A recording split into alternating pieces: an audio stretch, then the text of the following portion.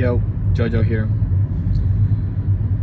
Today, I would like to talk about practice and how to practice, what we should practice, and why we should practice.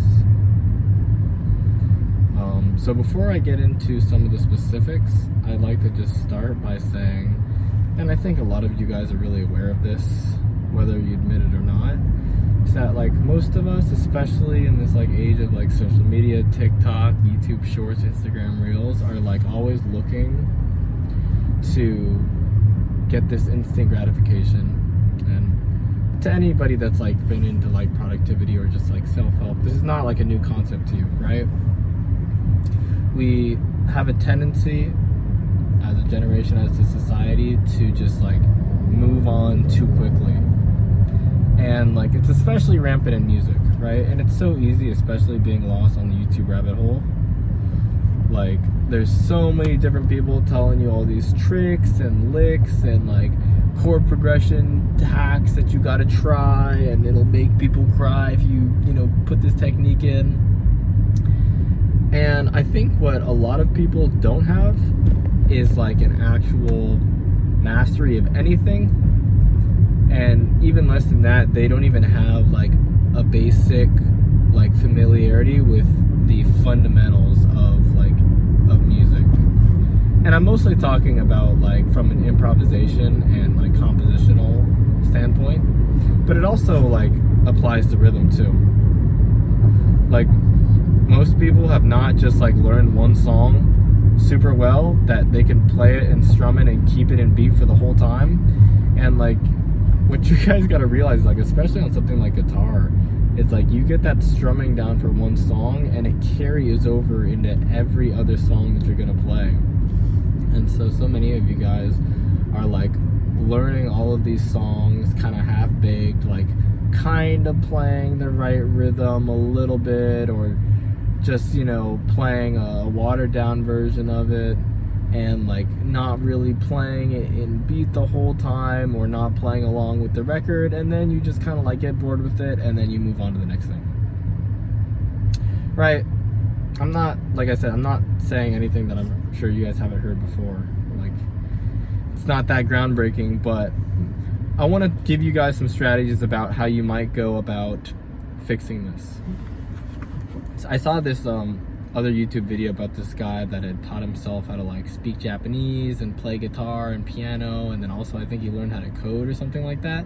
And he was basically like all self-taught on all this stuff. And he said something that really resonated with me, and that was that one of the things that he did was basically he stuck with stuff for a long time, and he only like listened to like one or two sources per thing. Right, so it's like if you're gonna learn how to play, speak Japanese, for example, it's like he has this one guy that teaches him how to speak Japanese, and he doesn't look at other people, because it's like when you learn from one person, you get indoctrinated. I don't want to say indoctrinated, but it's more likely that you learn an actual method, a methodology, an approach to how to tackle this huge problem of learning a skill, right?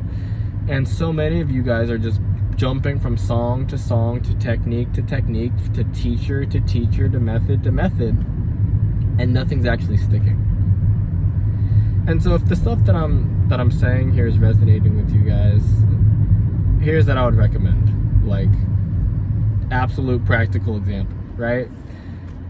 First of all, get a familiarity with like the diatonic chords of the major scale. If that like is mumbo jumbo to you, go watch some of my other older videos, or just look up like, I don't know, diatonic chords on YouTube or something. I'm sure there'll be somebody explaining it, right?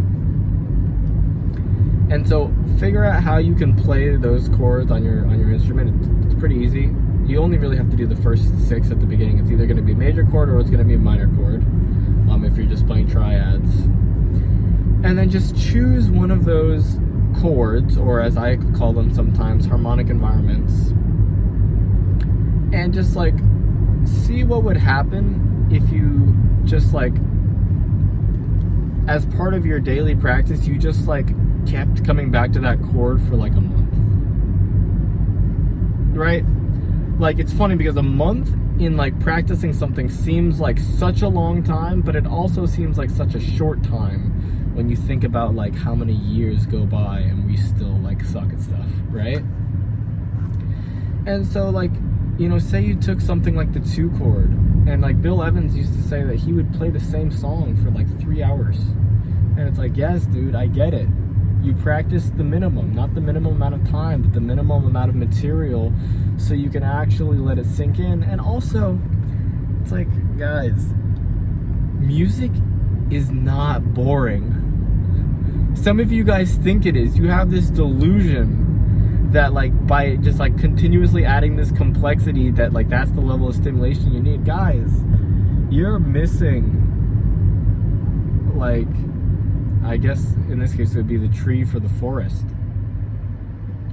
You're so focused on the whole of everything that you come out with this mediocre whole, but the micro, it's like an atom. You know what I'm saying? It's like when you look at a tree and you just keep going in microscopes and microscopes, it's like, it's still like so infinitely complex that you wouldn't even be able to see from afar. So I'm encouraging you guys to take that approach to these basic materials of our music. Own that 2 chord, own that 4 chord, make it a part of who you are. And when you're going through it, even if you're like you know, an advanced musician, treat it like you're seeing it for the first time. Treat it like, you know, more childlike. You never know what you're gonna find in these chords. I mean, guys, this is like the universal human language, this whole tonal harmony thing. And these 6 chords make up like 98% freaking cent of like all the music that you guys know. So it's like, if you just did 1 chord a month, it would only take you 6 months to learn, like with an intense like familiarity, all like almost all the chords that people are using in music, guys. Like, I don't think a lot of you understand this.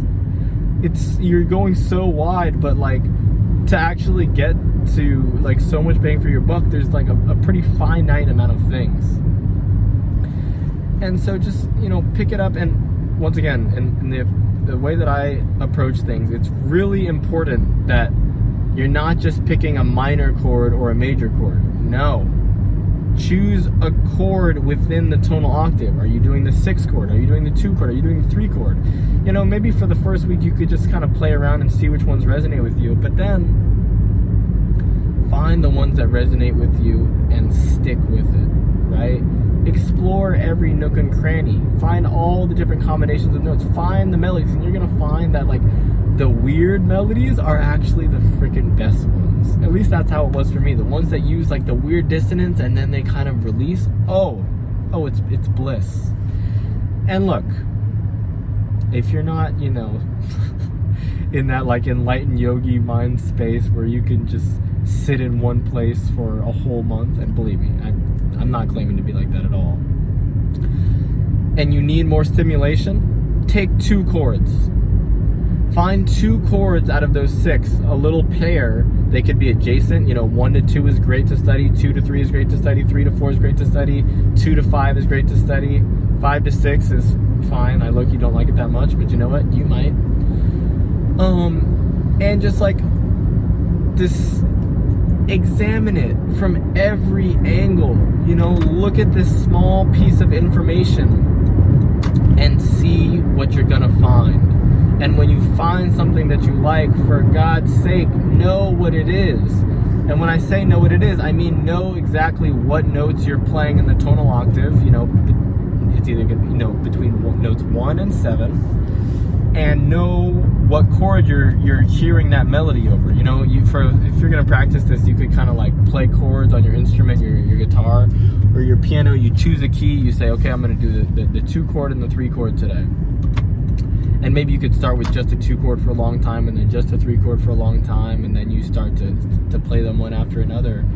And when you're singing your melodies, at least at the beginning while we're training, right? There's multiple stages of this, because sometimes it's nice to just forget about all this stuff and let the mind free. Just na na na na na na na.